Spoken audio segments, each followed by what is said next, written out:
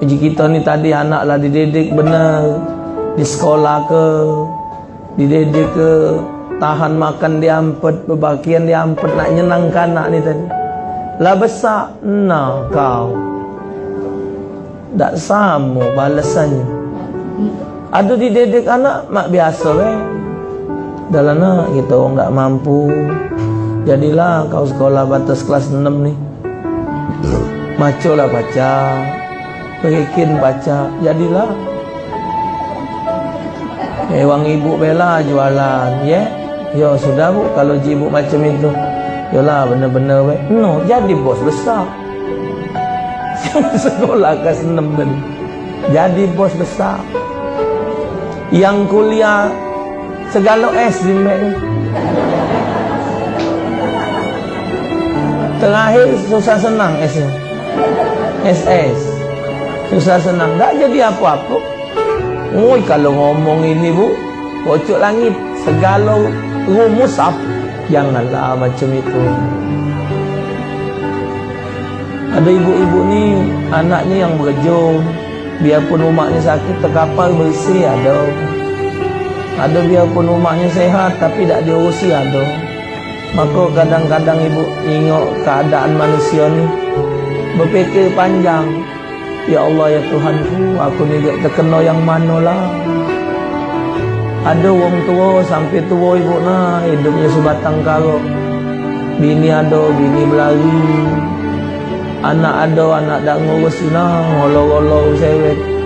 Iya, bukannya ngatai bu, nimbang diri. Ada yang tua ni beragak. Macam sore anak ke Jambi, ada Habib Abdullah, umurnya 100 lebih, hampir 197, rapi nan bu, wangi, bajunya rapi, badannya bersih, kejingoan. Anak tanya, gede masih tak? Oh sudah lama gede meninggal. Abah sama anaknya ya Allah rapinya, diurusi oleh semantu tadi. Ada yang mantu jadi anak, dimandi ke dihidup. Ada mantu nyari surat rumah mertua. Ada ibu. Jadi kita ni nodok ke diri ni kaget. Jauh pikiran, ada yang ngawas model ini, ada main ini. Kita ni yang mana kenanya? Tak tahu. Ada yang hidupnya sederhana baik, tapi senangnya bukan main. Ada yang hidupnya harta berlebih-lebihan tapi murad marid. Jadi wallahualam, tercocok di mana kita ni tak tahu hidup ni. Wallah alam bisawab. Cuma aneh juga ibu. Itulah tadi keramat orang tua tadi. Mak uji orang tua ni galak kelakar. Aku ni Ustaz, anakku 4 ekor. Tiap hari nitip ke anak galau kan aku. Yang 2, yang 3. Mahap ngomong tu Ustaz, tak ada ngenjuk duit. Tidak ngenjuk duit budak tu nak. Cuma nak berjalan cocong tu ada baik. Laman cocong 8 ni kok nyerit galau 1,000, 8,000. Hari 80. Tak cukup sekali sehari. Es liwat nyai. Ini liwat nyai. Ya nyai. Yai lah dah katil lagi. Untung tinggal ke bedeng tadi sikok lah. Hidup budak katil mereka ke. Kaget budaknya 4 tatu nyai ribut. Nah, ada baik bu, ya Allah keramat umat ni tadi. Pacak baik. 8 ni kok hidup cocong. Oh, yang ini diteduk ke, yang ini main, yang ini pacak akong. Budak zaman ni anak 2 ekor, makan anak 20 berjeritan. Umat. Piring pecah, cangkir terempas lacau. Singgahnya kancing lawang ni bedol-bedol ke hancur. Belum kamu punya cucu ngasuhnya lah. Ya. Ada yang nandak ngurus cucu. Siapa beranak jaga, tak senilai itu. Balik. Ada. Itu nyai sangar nama.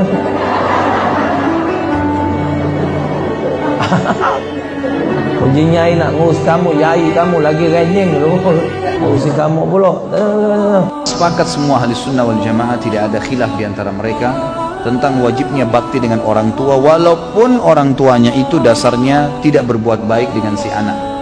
Karena tidak ada perbuatan buruk dibalas dengan perbuatan buruk, karena semua perbuatan buruk akan dibalas oleh Allah Subhanahu wa taala dengan ancaman, dengan hukuman.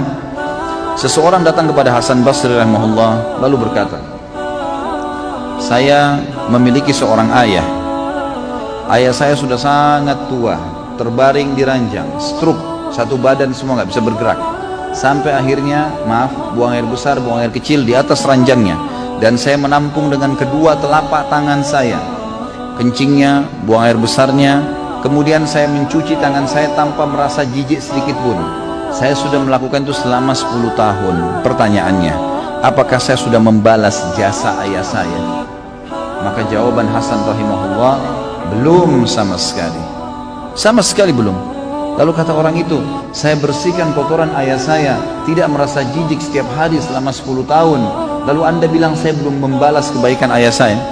Kata Hasan Basri, belum. Karena dulu waktu kamu masih kecil, kalau ayahmu membersihkan kotoranmu, dia berharap dan terus berdoa kepada Allah agar kamu menjadi tokoh masyarakat, menjadi orang yang sukses. Kalau kamu sekarang melakukannya, kamu hanya melakukannya karena merasa itu adalah sebuah perintah, dan akhirnya kamu berharap kapan dia meninggal dan berhenti tugasmu itu.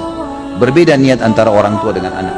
Orang tua memiliki rasa sayang yang luar biasa kepada anaknya, dan tidak bisa dibandingkan dengan sayang anak kepada orang tuanya. Orang tua kalau marah dengan anaknya, marahnya karena sayang. Tapi kalau anak marah dengan orang tua, bisa saja karena haknya atau karena keinginannya belum dipenuhi, bukan justru karena orang tuanya salah. Seperti itulah kurang lebih.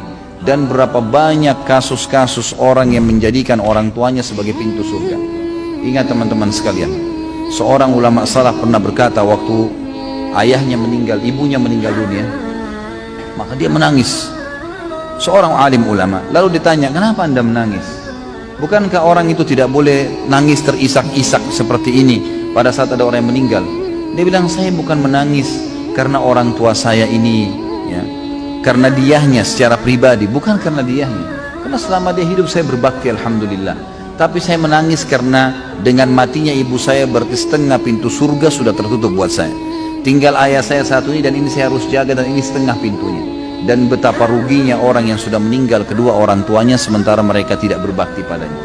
Teman-teman renungi, berapa banyak orang di antara Anda yang orang tuanya masih hidup, alhamdulillah, cuma kebetulan beda kampung, beda kota, tinggal telepon, tinggal kirimin hadiah, pakaian, makanan, tidak ada susahnya.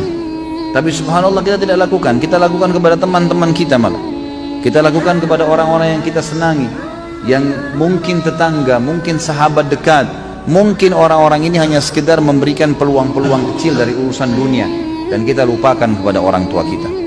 Ini satu hal yang luar biasa yang harus kita perbaiki.